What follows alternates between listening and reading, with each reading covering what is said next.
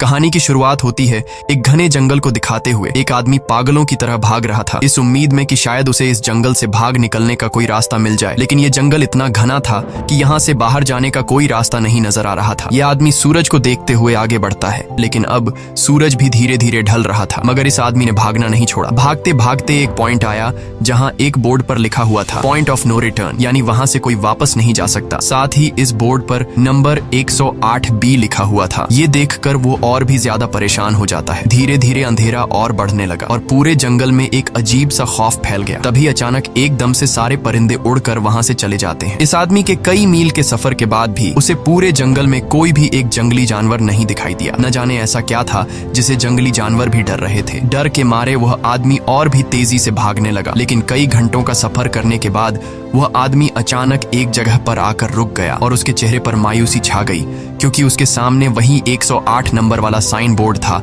जिस पर लिखा हुआ था पॉइंट ऑफ नो रिटर्न। अब आदमी को समझ आया कि चाहे मैं जितना भी भागूं पर इस जंगल से निकल नहीं सकता, इसलिए अब वो वहां छुपने की जगह ढूंढने लगा। लेकिन वहां उसे छुपने के लिए कोई सेफ जगह नहीं मिली, इसीलिए अब वो पेड़ के ऊपर चढ़ जाता है। पर तभी उस पेड़ की टहनी टूट गई, जिससे वो आदमी काफी ऊंचाई से नीचे जमीन पर आ गिरा। पेड़ से गिरने के बाद वो बहुत ज्यादा जख्मी हो चुका था। उसे काफी गहरी चोटें आई। इससे पहले कि वो बेहोश हो जाता तभी अचानक जमीन हिलने लगी और अजीब सी गुर्राने की आवाजें आने लगी। वो आवाजें सुनकर आदमी के गले में सांसें अटक गईं। तभी अचानक कोई उसे खींच कर ले गया। खींचने वाला कौन था ये नहीं दिखाया गया, लेकिन हमें उस आदमी की दर्द भरी चीखें सुनाई दी गई। इस इंसिडेंट के 6 दिन बाद हमें शहर में मीना नाम की एक लड़की को दिखाया जाता है जो एक बर्ड शॉप में काम करती है। तभी उसका बॉस आता है और मीना को एक गोल्डन पैरट को शहर से दूर एक जू में डिलीवर करने का ऑर्डर देता है। मीना बॉस की बात को मानते हुए अब उस पैरट को डिलीवर करने जाती है। मीना गाड़ी में बैठकर अपने मोबाइल में उस जू का लोकेशन सेट कर लेती है और अपने सफर पर निकल पड़ती है। शहर से बाहर निकलने के बाद वो एक बोर्ड पर बहुत सारे लोगों के मिसिंग फोटोज देखती है, यानी वहाँ पर कई सारे लोग गायब हो चुके थे। लेकिन मीना उन पर ज्यादा ध्यान नहीं देती और आगे बढ़ने लगती है। आगे बढ़ते दौरान मीना शॉर्टकट लेते हुए जंगल के रास्ते से गुजरती है ताकि वो जल्दी से इस पैरट को जू तक डिलीवर कर दें, और वो पहुंच गई जंगल के बीचों बीच। ये वही जगह है जहाँ हम पहले एक आदमी को गायब होते देख चुके हैं। वहाँ आकर मीना बुरी तरह से फंस चुकी थी। वो अपने मोबाइल पर मैप देखती है, लेकिन वहाँ मोबाइल के सिग्नल नहीं आ रहे थे और उसके कार का रेडियो भी काम नहीं कर रहा था। मीना अब वहाँ से वापस निकलने लगी, लेकिन अब उसे वहाँ से बाहर निकलने का रास्ता समझ नहीं आ रहा था। थोड़ी देर बाद मीना की गाड़ी भी खराब हो गई। मीना गाड़ी से बाहर निकलती है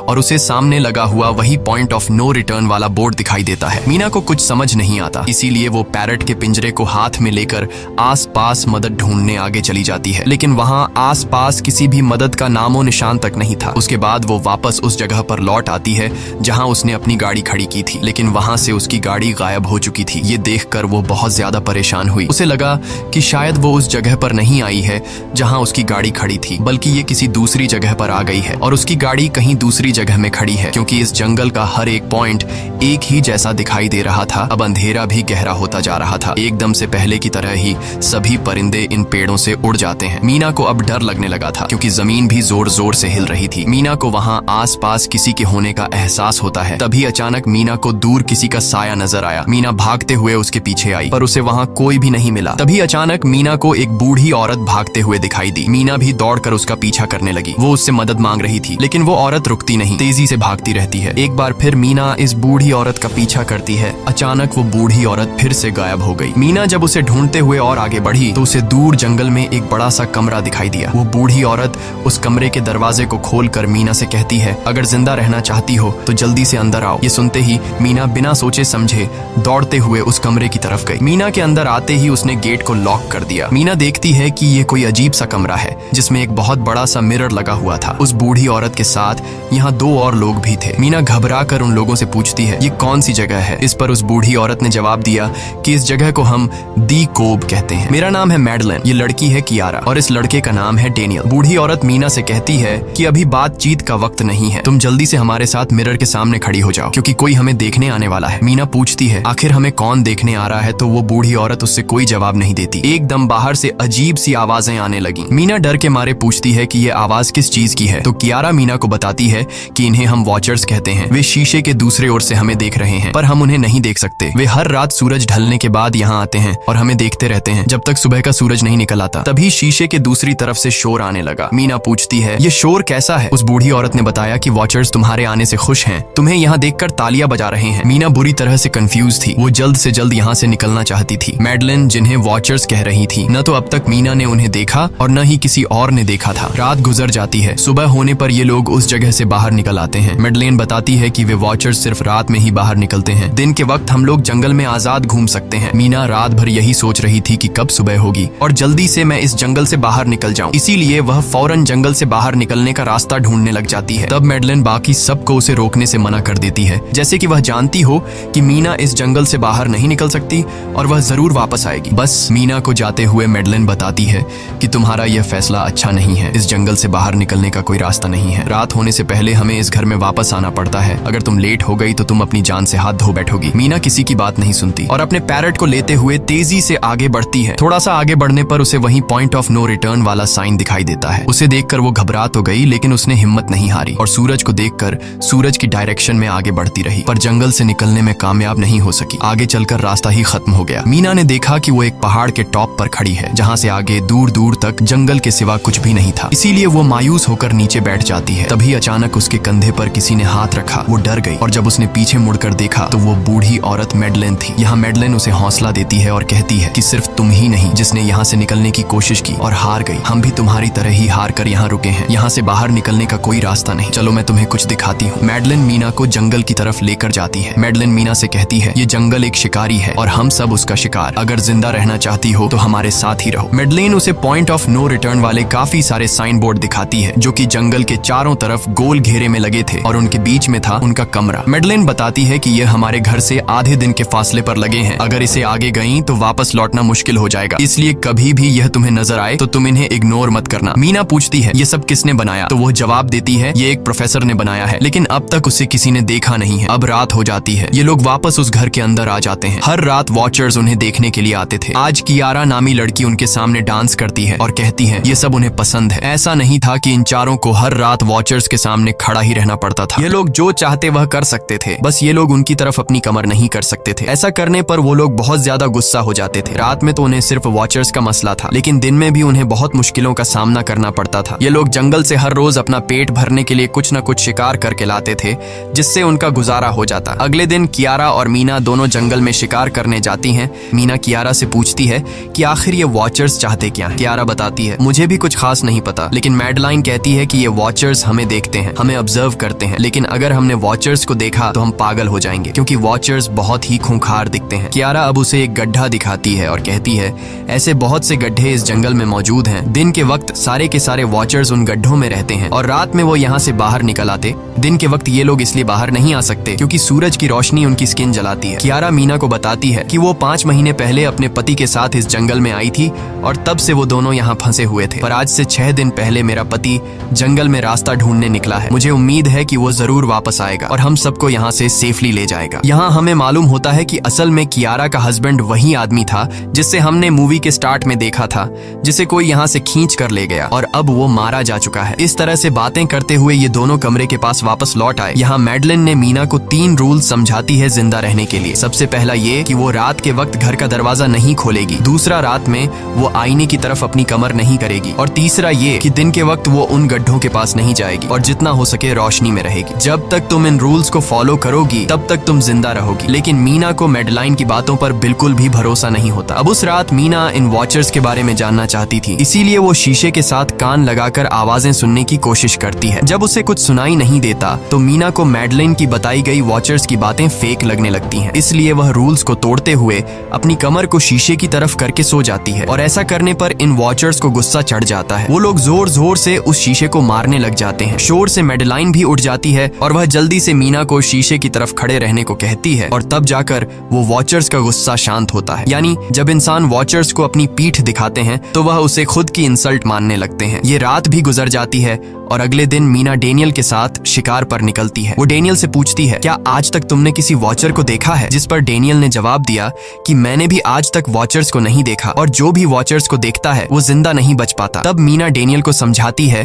कि मुझे लगता है कि ये सब मैडलाइन की बनाई हुई कहानियां हैं जिसके अंदर वो हमें फंसा रही है। हमें जरूर उन गड्ढों को जाकर चेक करना चाहिए, शायद हमें यहाँ से बाहर जाने का कोई रास्ता मिल जाए। डेनियल भी यहाँ रहकर बहुत ज्यादा तंग हो चुका था और वो भी किसी तरह से रास्ता ढूंढकर इस जंगल से भाग निकलना चाहता था। इसलिए वो मीना की बात मान लेता है और वो दोनों गड्ढे के पास पहुंच जाते हैं। अब मीना अपने आप को रस्सी से बांधकर इस गड्ढे के अंदर उतरती है। रस्सी का दूसरा सिरा डेनियल ने पकड़ा हुआ था ताकि अगर मीना को कुछ भी हो वो जल्दी से मीना को बाहर की तरफ खींच ले। मीना नीचे गड्ढे में पहुंच जाती है जहां उसे बहुत सारा इंसानों का सामान मिलता है। मीना उस सामान को इकट्ठा कर लेती है। ये सारा सामान उन लोगों का था जो जंगल में वॉचर्स के शिकार हो चुके थे। डेनियल रस्सी के सहारे कैमरा, साइकिल और जरूरत का सारा सामान को बाहर ले आता है। मीना अब नीचे इंतजार करती है कि डेनियल कब रस्सी नीचे फेंकेगा और मैं ऊपर चली जाऊंगी। और इससे पहले कि मीना उस गड्ढे से बाहर निकल पाती, उसे गड्ढे के अंदर किसी के आने की हलचल सुनाई देती है। मीना जल्दी से डेनियल को रस्सी नीचे फेंकने की आवाज देने लगती है, लेकिन तभी मीना को पकड़ने के लिए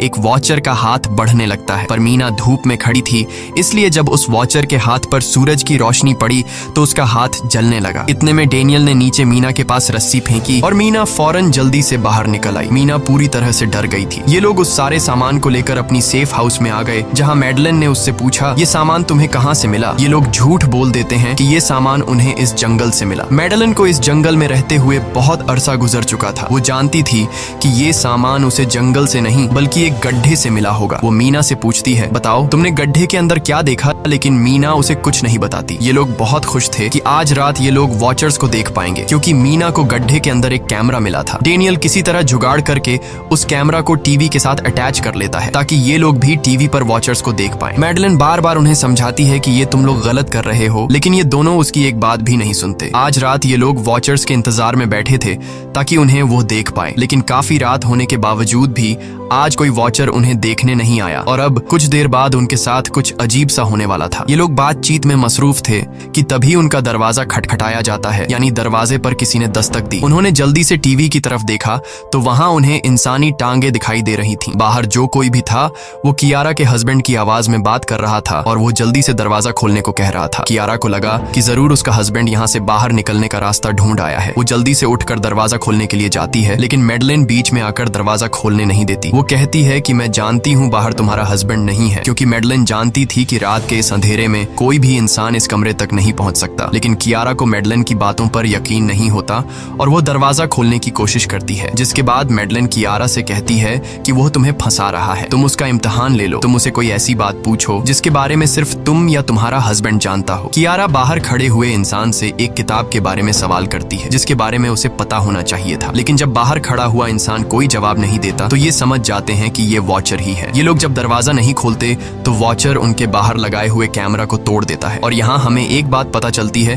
कि वॉचर्स इंसान के रूप में भी खुद को बदल सकते हैं। वॉचर्स उनकी इस हरकत पर बहुत ज्यादा गुस्सा हो गए थे। वे बहुत तेजी से शीशे को मारने लगे, जिससे शीशे में एक बड़ा क्रैक भी आ जाता है। लेकिन यहाँ मैडलिन समझदारी दिखाते हुए सबको लाइन से शीशे की तरफ खड़ा कर देती है, जिससे वॉचर्स का गुस्सा थोड़ा बहुत ठंडा हो जाता है और वे वहां से चले जाते हैं। अब यहाँ मीना मैडलिन को बताती है कि हमने गड्ढे में से ये सारा सामान चुराया था। ये सुनकर मैडलिन बहुत ज्यादा गुस्सा हो जाती है कि तुम लोगों ने दूसरा रूल भी तोड़ दिया। अगली सुबह मैडलिन उस गड्ढे से लाया हुआ सारा सामान उठाकर वापस उसी गड्ढे में फेंक देती है, जिससे उन वॉचर्स का गुस्सा थोड़ा शांत हो जाता है। मगर अब इन लोगों को जंगल में बहुत ही ज्यादा अजीब चीजें दिखाई देना चालू हो गई थी और उसका सबसे ज्यादा असर डेनियल पर होता है। डेनियल अचानक बात बात पर बहुत ज्यादा गुस्सा करने लग जाता है। दूसरी तरफ कियारा, जिससे पहले उम्मीद थी कि उसका हस्बैंड जिंदा है और वो यहाँ आकर उसे यहाँ से बचा लेगा, लेकिन अब उसे पता चल चुका था कि उसका हस्बैंड अब वापस नहीं आएगा, जिसकी वजह से वह अंदर ही अंदर पूरी तरह से टूट चुकी थी और वो डिसाइड करती है कि वह वॉचर्स के इन गड्ढों में कूदकर अपनी जान दे देगी, क्योंकि अब उसके पास जीने की कोई वजह नहीं रही। वह ऐसा करने ही वाली होती है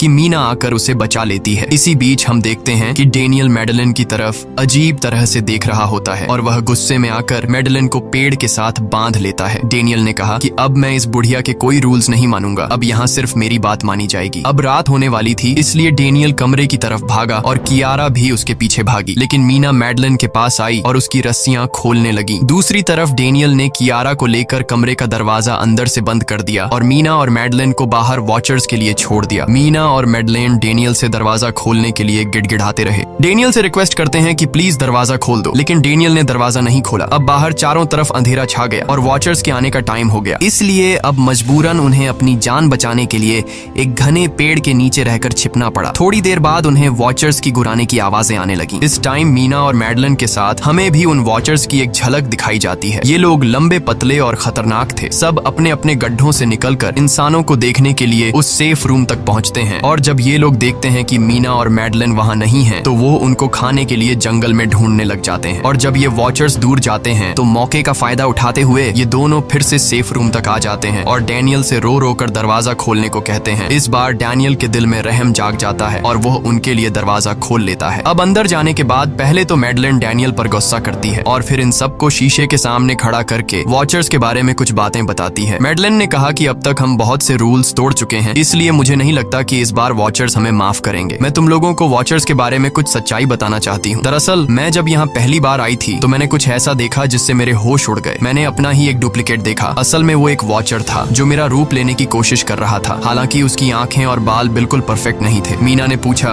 कि आखिर ये वॉचर्स हैं क्या चीज, जिस पर मैडलिन ने जवाब दिया कि ये सारे क्रीचर्स फेरीज हैं जो किसी जमाने में इंसानों के साथ मिलकर रहते थे। फेरीज पंखों वाले एक जादुई जीव थे, लेकिन वक्त गुजरने के साथ इंसानों को फेरीज की शक्तियों से डर लगने लगा। इसीलिए इंसानों ने फेरीज को खत्म करने का सोचा। इंसानों की तादाद ज्यादा थी, इसलिए फेरीज इंसानों का मुकाबला नहीं कर पाए। इंसानों ने इन फेरीज को जंगल में एक बहुत बड़े गड्ढे के अंदर कैद कर लिया और उन्हें श्राप से हमेशा हमेशा के लिए इस गड्ढे में बंद कर दिया। उसके बाद फेरीज कई 100 सालों तक उस गड्ढे में कैद रहे, लेकिन फिर वक्त के साथ उन्होंने जमीन के अंदर खुदाई करके निकलने के रास्ते बना लिए। आज वही फेरीज वॉचर्स के रूप में गड्ढों से निकलकर हमारे सामने आते हैं। हालांकि कई 100 सालों तक जमीन के अंदर रहने की वजह से उन्होंने अपने पंख और जादुई शक्तियां खो दी और साथ ही उन्हें सूरज की रोशनी से तकलीफ होने लगी, लेकिन अब भी उनमें रूप बदलने की शक्ति है। इस पर डैनियल ने मैडलिन से पूछा कि ये वॉचर्स हमसे क्या चाहते हैं और ये हर रात हमें देखते क्यों हैं, जिस पर मैडलिन ने बताया कि ये वॉचर्स एक बार फिर से जंगल से निकलकर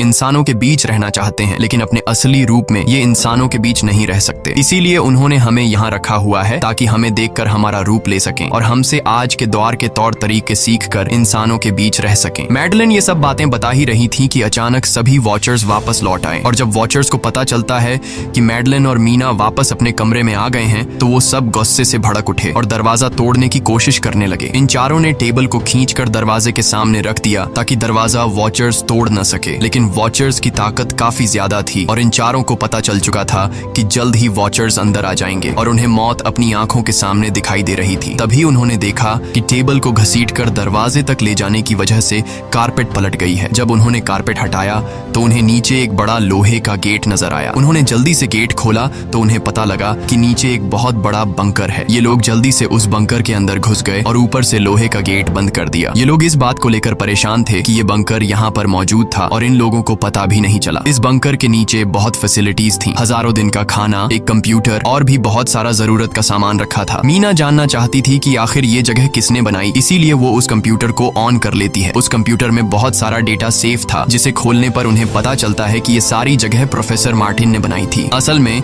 प्रोफेसर को इन क्रीचर्स के बारे में पता था। वो इन वॉचर्स पर रिसर्च करना चाहता था, इसीलिए उसने ये बंकर बनाया था। पैसों का लालच देकर वो दूसरे इंसानों को काम के लिए यहाँ लेकर आता था और रात के वक्त मजदूरों को ऊपर कमरे में छोड़कर खुद यहाँ आकर छुप जाता था और वो वॉचर्स फिर उन इंसानों को खा जाया करते थे। अगली वीडियो में डॉक्टर मार्टिन बताते हैं कि उनकी रिसर्च के दौरान उन्हें एक सबसे अलग फेरी मिली जो रोशनी में भी उन गड्ढों से बाहर आ सकती थी। डॉक्टर बताता है कि उस वॉचर ने एक बच्ची का बिल्कुल परफेक्ट रूप ले लिया था जिसे कोई पहचान नहीं सकता था। वो बहुत अच्छी थी, उसने डॉक्टर मार्टिन को मारा नहीं। डॉक्टर मार्टिन उसे यहाँ ले आया। तभी प्रोफेसर ने कैमरा को दूसरी तरफ मोड़ा। तब उन्होंने देखा कि प्रोफेसर ने उस छोटी सी बच्ची के रूप में आए वो क्रीचर को पिंजरे में कैद कर लिया है। पता नहीं डॉक्टर उसके साथ कौन सा एक्सपेरिमेंट करने वाला था। उस कंप्यूटर में बहुत सी वीडियोस थी और हर वीडियो में कुछ न कुछ बताया हुआ था। मीना बस ये जानना चाहती थी कि आखिर में क्या हुआ, इसीलिए वो सबसे आखिरी वीडियो प्ले करती है जिसमें वह देखती है कि प्रोफेसर खुद को और उस फेरी को मारने वाले हैं। मरने से पहले वह इस जंगल में फंसे हुए लोगों के लिए यहाँ से निकलने का रास्ता बता देता है और कहता है कि शाम में जिस डायरेक्शन में परिंदे भागते हैं उस डायरेक्शन में भागने से वे लोग इस जंगल से निकल सकते हैं। उसने इस रिकॉर्डिंग मैसेज में कहा था कि अगर कोई इस जंगल से निकलने में कामयाब हो गया तो यूनिवर्सिटी में जाकर मेरी सारी रिसर्च तबाह कर देना। मैंने यहाँ आकर बहुत बड़ी गलती कर दी। उसके बाद प्रोफेसर ऊपर चले गए और फिर 2 गोलियों की आवाज आई जिससे उन्हें समझ आया कि प्रोफेसर ने पहले उस फेरी को मारा और फिर खुद को गोली मार दी। आज रात ये चारों बहुत खुश थे क्योंकि उन्हें इस जंगल से जान छुड़ाने का रास्ता मिल गया था। अगली सुबह सभी लोग अब बंकर से बाहर निकलते हैं तो देखते हैं कि उनका सेफ हाउस उन वॉचर्स ने पूरी तरह तबाह कर दिया है और आज के दिन उन्हें लाजमी इस जंगल से निकलना होगा वरना ये लोग मारे जाएंगे। क्योंकि रात को अब उनके पास छिपने के लिए कमरा भी नहीं बचा था। ये लोग अब यहाँ जंगल से निकलने के रास्ते में बढ़ने लगते हैं। वो परिंदे जिनके बारे में प्रोफेसर बता रहे थे वे तो शाम को उड़ने वाले थे, लेकिन उन्हें शाम होने से पहले जंगल से बाहर निकलना था। इसलिए मीना अपने पास मौजूद पैरट को आजाद कर देती है। जिस डायरेक्शन में वह उड़ता है उसी डायरेक्शन में ये लोग चलने लग जाते हैं। चलते हुए रास्ते में ही उन्हें एक कब्र मिली। मैडेलिन उस कब्र को देखकर बताती है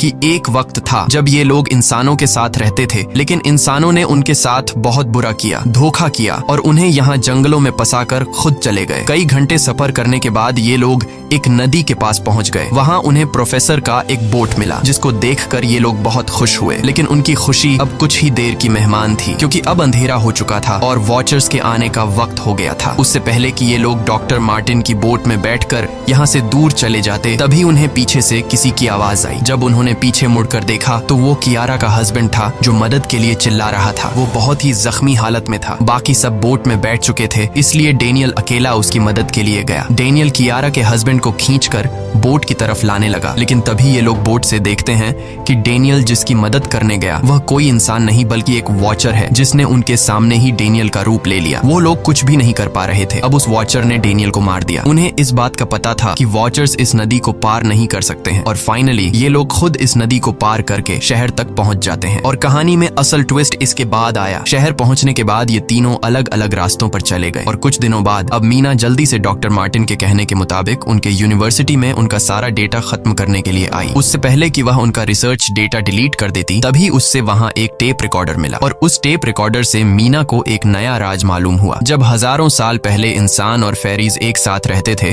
तो तब उनकी शादी भी हुआ करती थी। इंसान और फेरी के मिलन से जो बच्चे पैदा होते थे उनमें इंसान और फेरी दोनों के गुण होते थे। उन्हें हाफलिंग्स कहा जाता था। उन हाफलिंग्स में एक खासियत थी कि वे रूप बदलने में इतने माहिर होते थे कि वे किसी मरे हुए इंसान का रूप भी बदल सकते थे। प्रोफेसर का मानना था कि जब इंसानों ने फेरीज को जंगल के अंदर गढ़ों में कैद कर लिया था, तब हाफलिंग इंसानों के बीच अपना रूप बदलकर चुपके से रहने लगे और वो आज भी किसी न किसी रूप में इंसानों के बीच मौजूद है। मीना जब प्रोफेसर के ऑफिस में आई और वहाँ पर जांचबीन करने लगी तो वहाँ उसके हाथ कुछ ऐसी तस्वीरें लगी जिसने उसके होश उड़ा दिए। उसने देखा कि तस्वीर में जो प्रोफेसर के साथ लेडी खड़ी है वो कोई और नहीं बल्कि मैडेलिन है और असल में मैडेलिन प्रोफेसर की वाइफ है। वो कंफ्यूज हो जाती है कि मैडेलिन ने उसे यह बातें क्यों नहीं बताई। इस भारी कंफ्यूजन को शेयर करने के लिए वो कियारा के पास आती है और उसे बताती है कि जिस मैडेलिन से हम जंगल में मिले थे वो असल में प्रोफेसर मार्टिन की वाइफ है, लेकिन उसने हमें यह सच्चाई इसलिए नहीं बताई क्योंकि वो खुद एक इंसान नहीं बल्कि एक रूप बदलने वाली फेरी थी। मैंने जब रिसर्च किया तो मुझे पता चला कि काफी साल पहले प्रोफेसर की वाइफ